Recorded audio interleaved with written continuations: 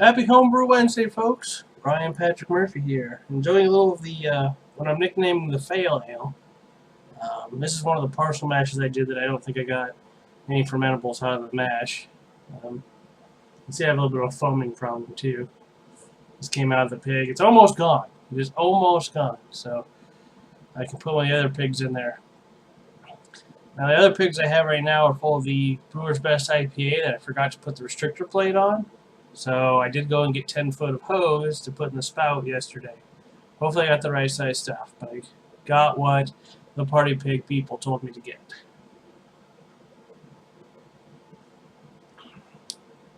Technically for me right now, when I'm recording this, it's Sunday. So I'm going to brew some beer. Went to the brew shop yesterday. I don't know what I wanted to brew. I've been running into this problem with wanting to brew partial mashes and then not knowing what I want to brew. Sometimes I just need to start looking at extract recipes and converting them. But let's see, what did I get? I decided, with the help of the guy who runs the brew shop, nice guy Tom, we borrowed a recipe from Northern Brewer called John Palmer's Elevenses. Now, we're not going to do the recipe the same way because he didn't have English brown malt.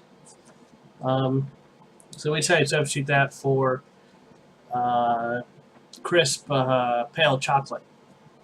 So I am now going to call this modified recipe Johnny Palmer's Twelvsies. So, cheers to that.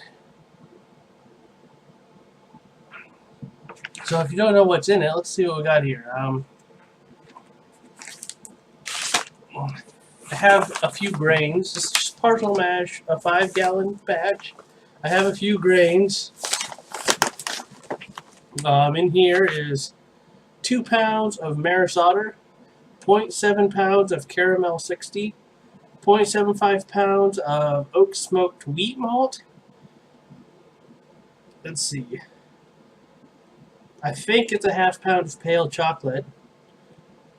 I think when I asked him, he said he only substituted with 0.2. I don't know. I might have double checked that one. 0.33 pounds of flaked oat, which is actually in a separate bag, but I'll get to that later. And finally, 0.25 pounds of chocolate malt. So the flaked oats in this recipe, it is suggested that you toast these before mashing them. So I'm going to do that. So he was nice enough, he put it in a separate bag so I could toast it. I also have, this is another part slightly modified, I have 3.3 pounds of Maris Otter extract. You only need 3.15 pounds.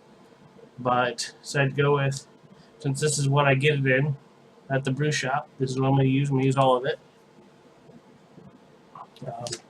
0.75 ounces of German Northern Brewer hops, 9.2% alpha acid, and 5.5% beta acid.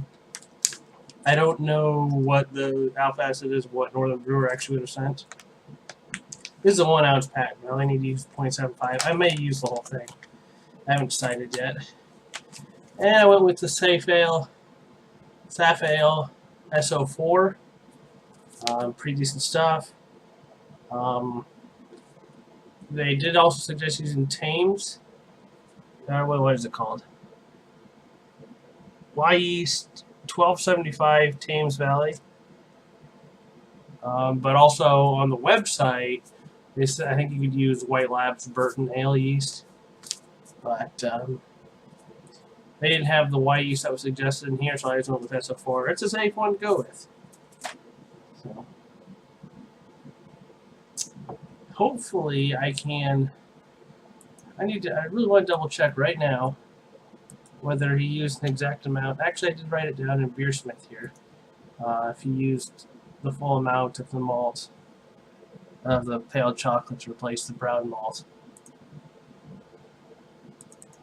Good old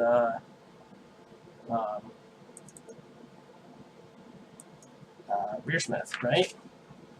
Let's see, 0.2 pounds is what he told me. And here it's switching 0.5 for the brown malt. Of course, they're different malts, so they could change. That actually would have changed the gravity too. Dang it. Oh well. So gravity's going to be slightly lower, about 2 points. So this one said it should be 1046, and it's going to be 1045.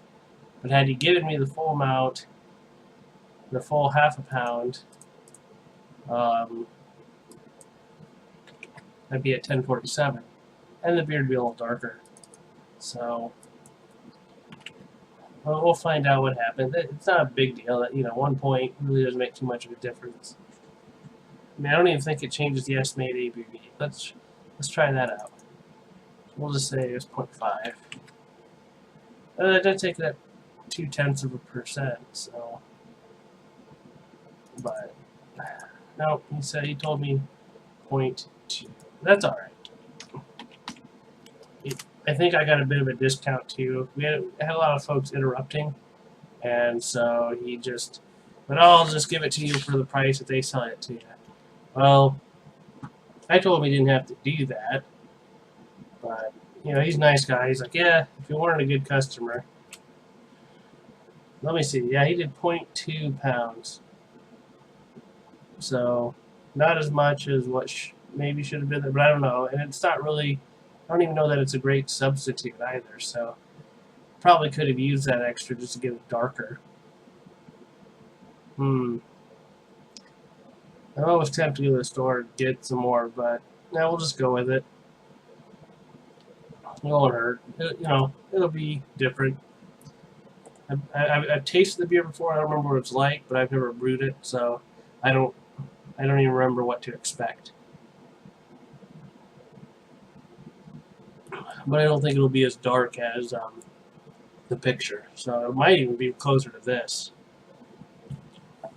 So it probably will not make it into the range of a brown ale. Actually, it will be in the range of a brown ale. The Northern English brown ale, according to Beersmith. So that's all I got for you this week, folks. We'll see you next week. Cheers, 17.